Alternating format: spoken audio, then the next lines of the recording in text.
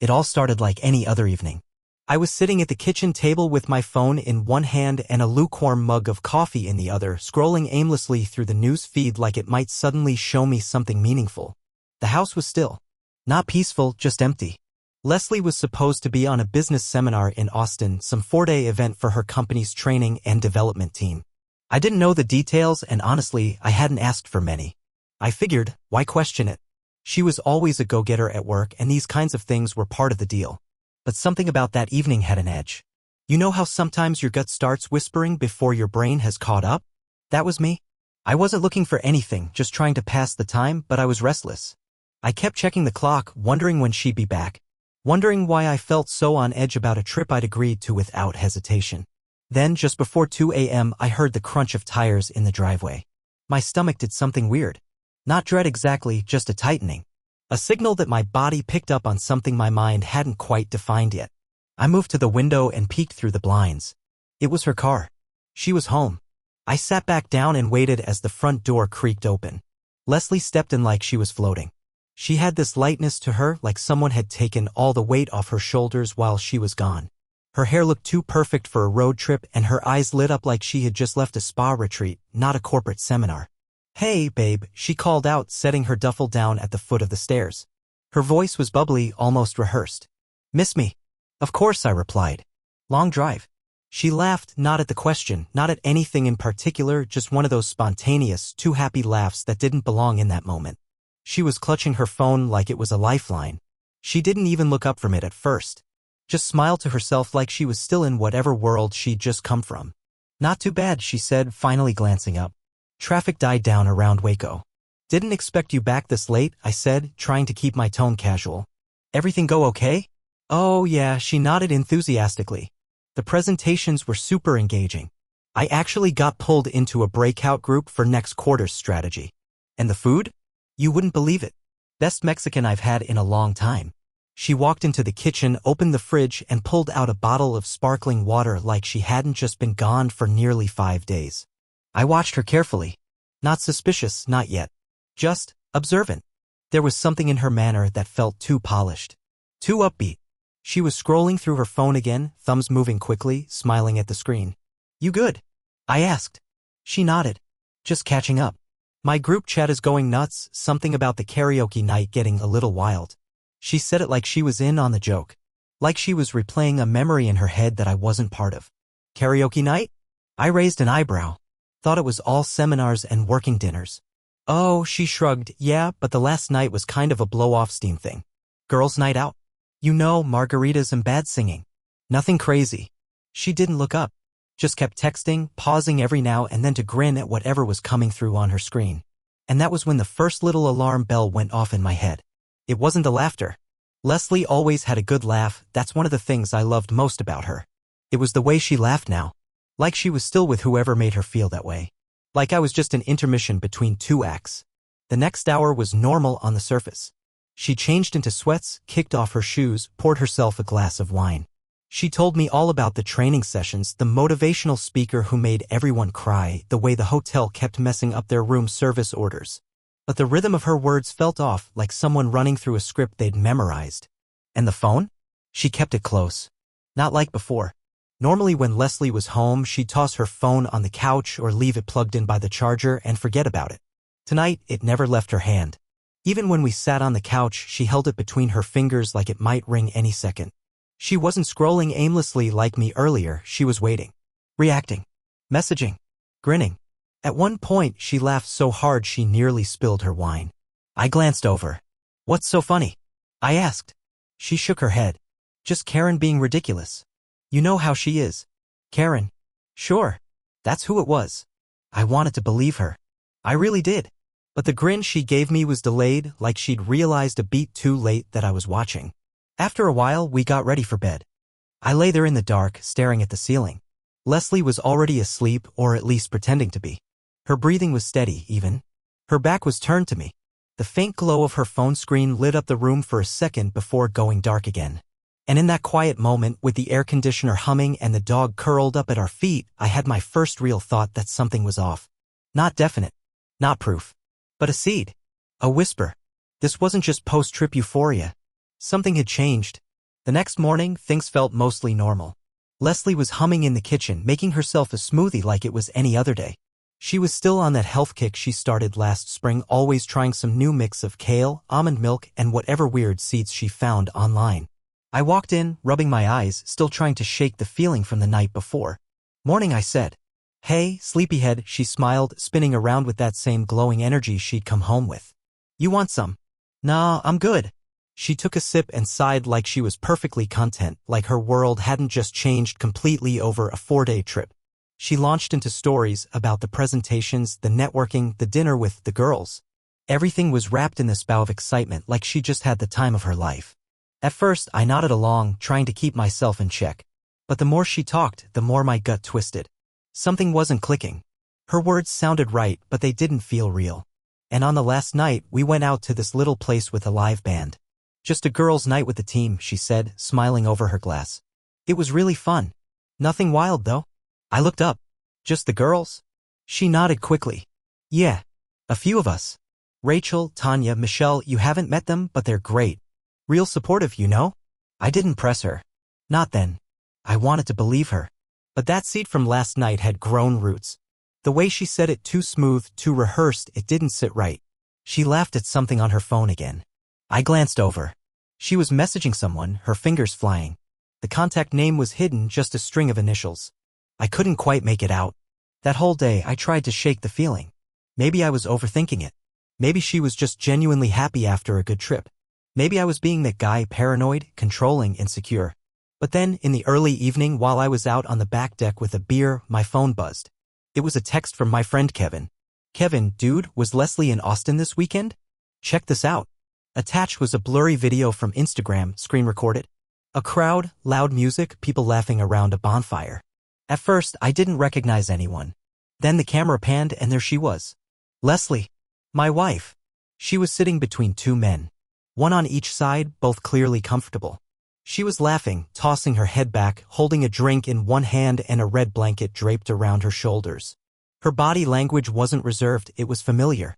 She leaned into one of the guys like they'd shared a joke only they understood. Kevin followed up with another text. "Kevin, my buddy tagged this from Lake Travis. Doesn't look like a girls-only seminar, bro." My heart dropped. I stared at the screen, my thumb hovering over the video, watching it again and again. The way she was sitting, the way she smiled, it wasn't just casual. It wasn't just friendly. Why would she lie? She said it was a girls' night. So who were those guys? I didn't respond to Kevin right away. I didn't know what to say. I sat there for a long time, my beer getting warm in my hand, the sun slowly dropping below the trees. My mind was racing, trying to rationalize it, trying to come up with a scenario where this didn't mean what I feared it meant. When Leslie came out onto the deck, she looked radiant, like someone who had no idea the ground was starting to crack beneath her. "Nice out here," she said, sitting beside me. "I forgot how peaceful it is." "Yeah," I replied, forcing a smile. "Looks like you had a good time." She grinned. "One of the best trips in a while." Honestly, I didn't realize how much I needed it. I nodded slowly. "Must have been fun, that girls' night." She looked over quickly. "Oh yeah, definitely." My eyes narrowed just slightly. Didn't seem like just girls in that video. Her face froze. A beat. Then she tilted her head. "What video?" I pulled out my phone and hit play again. She watched it. No expression. No comment. I waited. "That's from the bonfire night," she said finally. "Someone must have tagged me or something. I didn't know anyone was recording." "You said it was only girls." "It was mostly. Some other folks joined later. I didn't know everyone. It wasn't a big deal."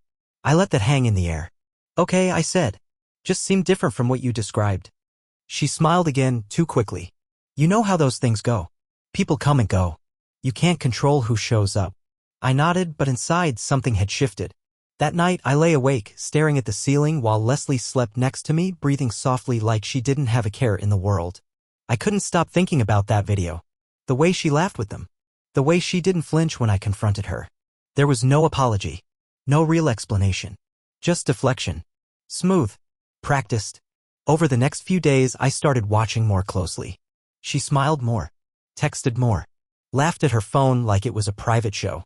And when I walked into a room, the screen went dark. Quick flicks of her thumb. Silent, casual. The red blanket from the video? I found it folded neatly in her suitcase. It wasn't one of ours. It still smelled faintly of campfire and cologne, not mine. One night, after she went to bed early with a headache, I sat alone in the kitchen and opened my laptop. I didn't know what I was looking for, maybe her work emails, her travel itinerary, anything to cross-check. But I realized I didn't need more proof right then. Something had changed. She was different. Her stories were too clean. Her phone was too guarded. And that night at the bonfire, the way she looked at that guy, it haunted me. I wasn't angry yet, but I was starting to wake up. The question wasn't if something was going on. It was how deep and how long. The night it all changed started out deceptively quiet. Leslie had gone upstairs for a shower, claiming she was exhausted after back-to-back meetings. I stayed downstairs, alone in the dim glow of the kitchen light, pretending to read but really just listening. Listening to the water run. Listening to the quiet. Listening to my gut screaming that something was off. I waited until I heard the shower running, that steady hiss of water hitting tile, before I got up. I didn't have a plan. I didn't even know what I was hoping to find. But I couldn't sit in silence anymore. Her suitcase was still half open on the bedroom floor. That in itself was unusual. Leslie was the kind of person who unpacked the moment she got home. Always neat. Always put together. I knelt beside the bag. My hands felt numb. At first, it was just clothes. Business attire. A folder from the seminar, some brochures, a hotel keycard. But then I noticed a smaller zipped compartment on the side, one she rarely used. I opened it. There was a small black box inside, the kind you'd find in a boutique lingerie store. I knew the brand. I bought from there once, years ago, for her birthday. Inside was a delicate, expensive-looking set, Berg *and Y lace, still with the tags attached. And beneath it a small folded note. For our night in San Antonio. See? San Antonio? She told me the seminar was in Austin. For days, all in one hotel. But this note, this changed everything. My hands trembled as I pulled out her phone from the nightstand. I hesitated for a second. The passcode hadn't changed, it was still our wedding date. That small fact hurt more than I expected. She hadn't even bothered to change it. It was like some cruel joke. Once inside, I went straight to the messages. There weren't any texts from a C. But I knew better than to search just initials. I scrolled and found a thread labeled Colin. That name had never come up in our conversations. Not once. The thread wasn't long, but it didn't have to be. Each message felt like a punch to the chest. Colin. You looked unreal in that dress. I couldn't keep my eyes off you. Leslie. You didn't have to. I was only looking at you. Colin. Can't forget how you laughed when I whispered to you at the bar. You said that night was dangerous. Leslie. It was the best night of my life. And yes, dangerous in the best way. Photos followed. Not graphic, but an asterisk mate. A hotel mirror selfie. Her in a robe holding a glass of wine. *T of 2 drinks on a balcony. A blurred picture of her hand in someone else's lap. There was one from the bar, dim lighting, but you could see the curve of her smile as someone leaned in close. His face wasn't fully in frame, but I knew. I could feel it. That was Colin. The messages weren't dated far back. Just over the last few weeks. But the tone was deep, connected. Not a fling. Not something brand new. This was established. Familiar. I set the phone down slowly. My heart wasn't pounding like I thought it would. It was worse than that. It was quiet. Numb. This wasn't suspicion anymore. This was fact. She didn't go to a seminar. Or if she did, it was just the backdrop to something else. She'd taken time to plan this, book hotels, pack lingerie, send messages. She didn't trip and fall into this. She chose it. And she lied to my face. Every detail started to click. The glow when she came home. The way she stared at her phone like it held secrets. The laugh that never quite reached me. I sat there on the edge of our bed, staring at the floor. I wanted to scream. But I didn't. I just sat still, letting the realization wrap around me like a weighted blanket I couldn't throw off. When the shower turned off upstairs, I quickly backed out of the messages and slipped her phone exactly where it had been. I closed the suitcase, hiding the box and the note just as I found them. My hands were cold. My face felt hollow. She came down a few minutes later in her robe, rubbing her hair with a towel. You coming up? She asked, smiling. I nodded slowly. Yeah, just finishing a chapter. She walked past me and kissed the top of my head. I wanted to recoil, but I stayed still. I missed you, she said, heading into the bedroom. I waited until she was out of sight before I looked down at my hands. They were shaking. Later that night, I lay in bed beside her, wide awake while she drifted off. I stared at the ceiling, retracing every step of the last few months. Every time she stayed late at work. Every time she said she needed space. Every girl's night. Every unexplained receipt. All of it. I didn't need a confrontation yet. Not tonight. I needed clarity. I needed evidence. Not just for me, for what was coming next. Because this wasn't a mistake. It was a betrayal. And I was going to find out just how deep it went.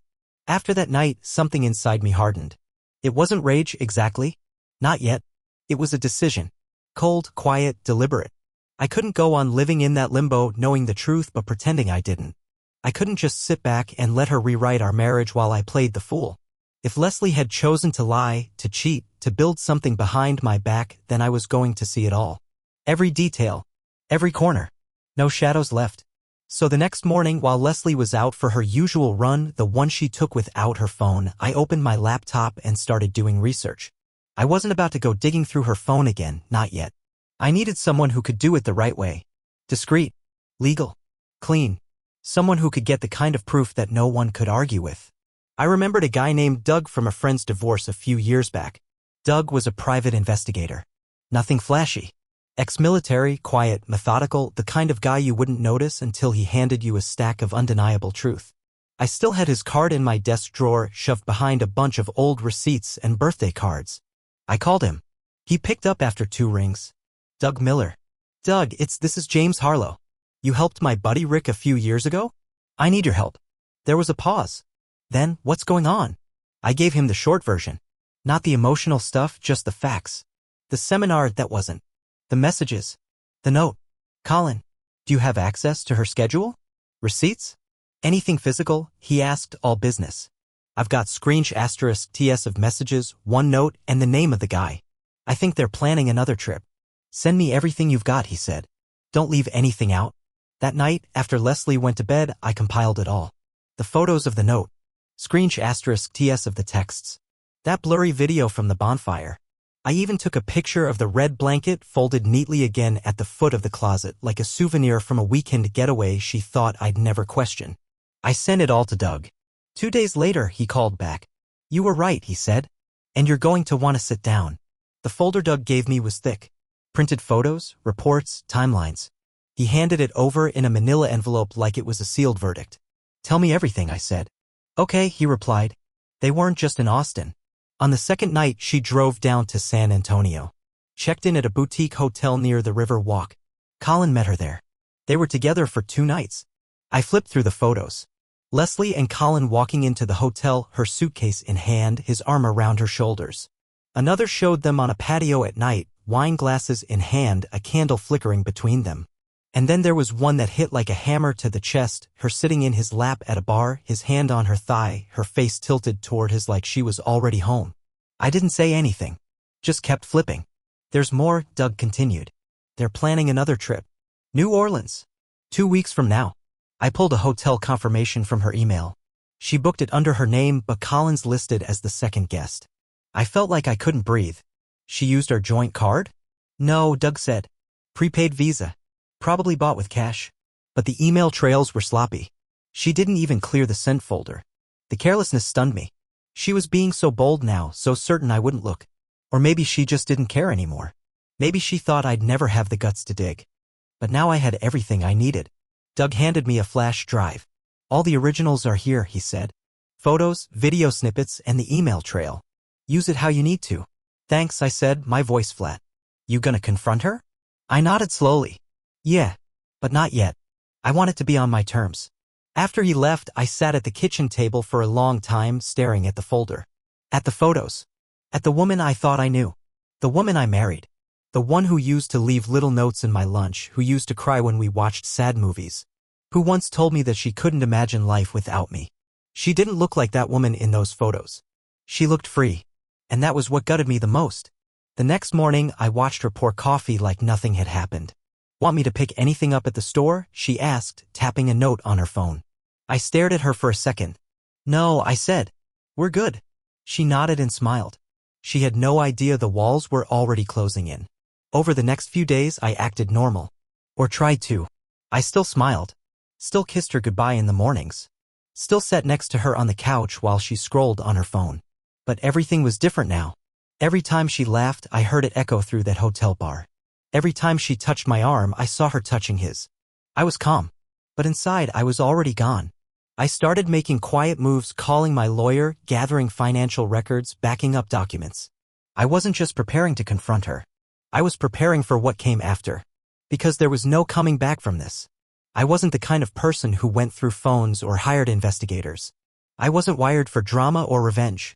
But she'd made this choice. She'd built this second life. I was just finally opening the door and stepping inside.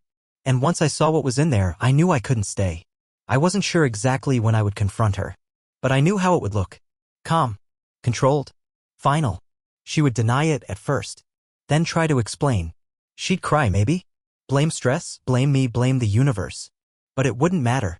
Because I had the photos. I had the footage. And I had the truth. I waited until Friday night. I don't know why, maybe because Fridays were always our night. Takeout and a movie. A glass of wine.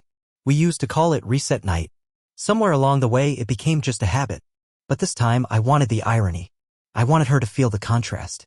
She walked in at 6:17 p.m. like she always did, keys tossed into the bowl, shoes kicked off by the bench, purse hung neatly on the hook by the stairs. She looked relaxed. Happy. She smiled when she saw me sitting in the living room. Hey babe, she said. I was thinking we could order from that Thai place you like. They added those dumplings you're always going on about. I nodded. Sure. She plopped down beside me on the couch, legs curled under her. She picked up her wine glass, already half full, and took a sip. You okay? You seem quiet. I looked at her for a long moment. Then I said it. We need to talk. Her smile faded. She set the wine glass down slowly. Okay. I didn't raise my voice. I didn't accuse. I just stood up, walked to the bookshelf, and pulled out the folder Doug had given me. I placed it gently on the coffee table in front of her. What's this? Just open it, I said. She hesitated. Then she reached for the folder, her fingers trembling slightly as she flipped it open. The first photo was of her and Colin at the San Antonio hotel, walking hand in hand, her head resting lightly on his shoulder. She blinked, then turned the page. The next showed them at the bar, her sitting in his lap. Another of them walking out of the hotel together early in the morning. His arm was around her waist. She looked content.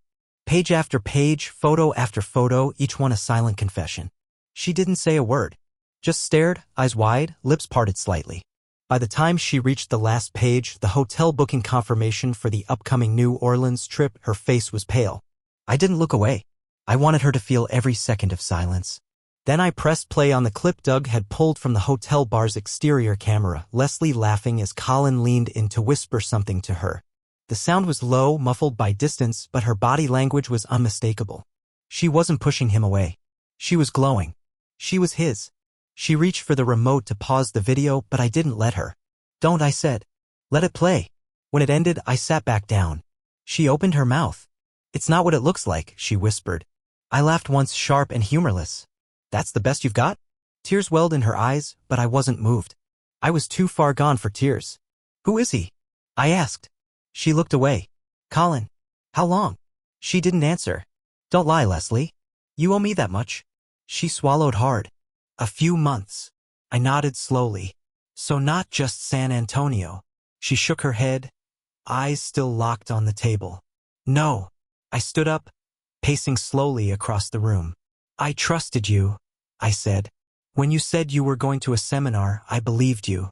When you came back glowing, smiling, laughing, I thought maybe you just had a good time. I wanted to believe it.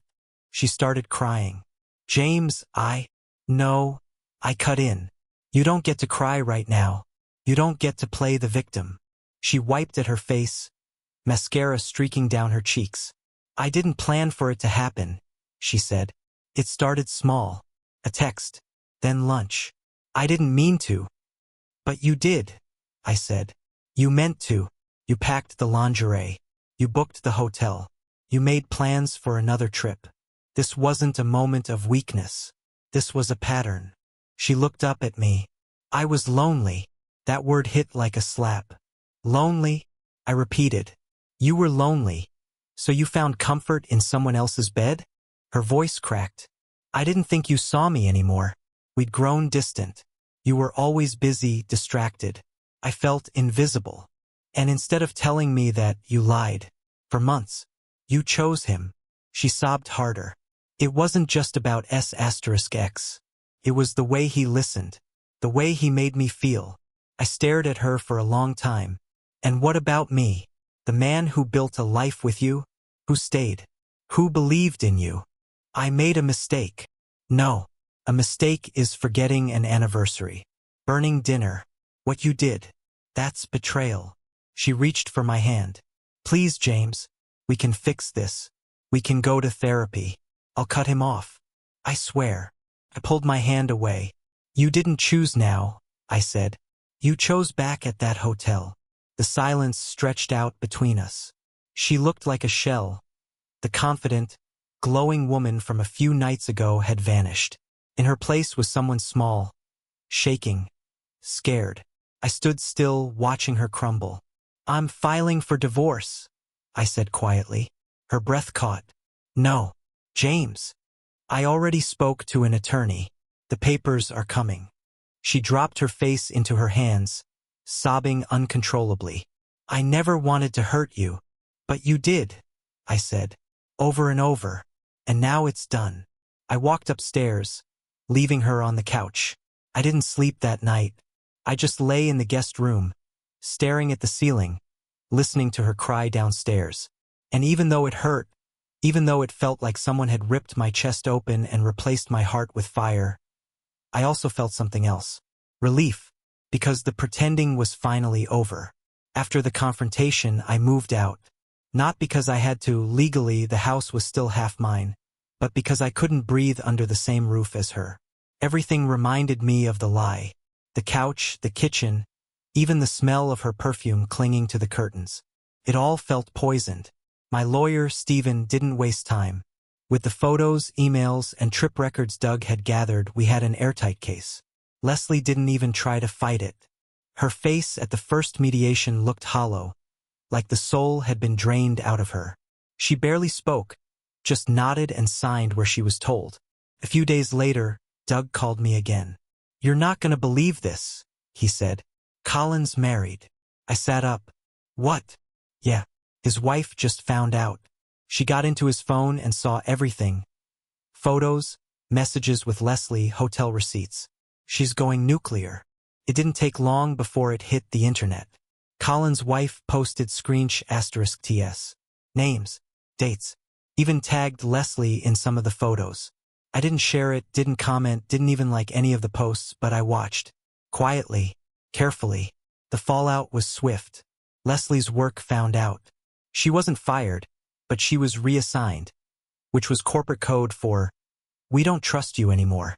She emailed me once. Just one line. I never wanted to lose everything. I didn't reply, not out of cruelty, but because there was nothing left to say. She had made her decisions. Now she had to live with them. And me? I didn't feel angry anymore. I felt free. She'd wrecked the marriage, yes, but she also broke the illusion. Now I could start again, without the weight of lies holding me down. The months that followed were quiet, but not empty. I moved into a small townhouse on the other side of the city. I changed my number, took a different route to work, reconnected with friends I hadn't seen in years. People Leslie had gently nudged out of my life with that subtle manipulation I never noticed until it was gone. I started running again. Not from anything, but toward something. Clarity, maybe. Peace. One rainy afternoon, I ducked into a coffee shop I'd never been to before. I was soaked and freezing, just looking for something warm. That's when I met Jenna. She was sitting by the window with a paperback in hand, her coffee half finished and a tiny umbrella dripping water onto the floor beside her. As I passed, my elbow caught her table and knocked her drink into her lap. Perfect, she laughed, holding the now-ruined book up with a sigh. I apologized like 5 times, offered to replace it, even gave her my flannel to mop it up. But instead of being upset, she just smiled and said, "Well, I guess that chapter's over." We laughed, talked. 1 cup of coffee turned into 2. Then dinner the next week. Then a walk along the river a few days after that. It wasn't fast. It wasn't dramatic. It was gentle. Jenna didn't ask for explanations. She didn't need details. She just saw me, not the version of me Leslie twisted, but the one I forgot I could be. For the first time in years, I felt light. Honest. Hopeful. Leslie's betrayal didn't define me. It revealed something I hadn't been willing to face. I had outgrown the version of myself who stayed silent, who accepted crumbs and called it a meal. This story didn't end with cheating. It ended with truth. And it began again with choice. Mine.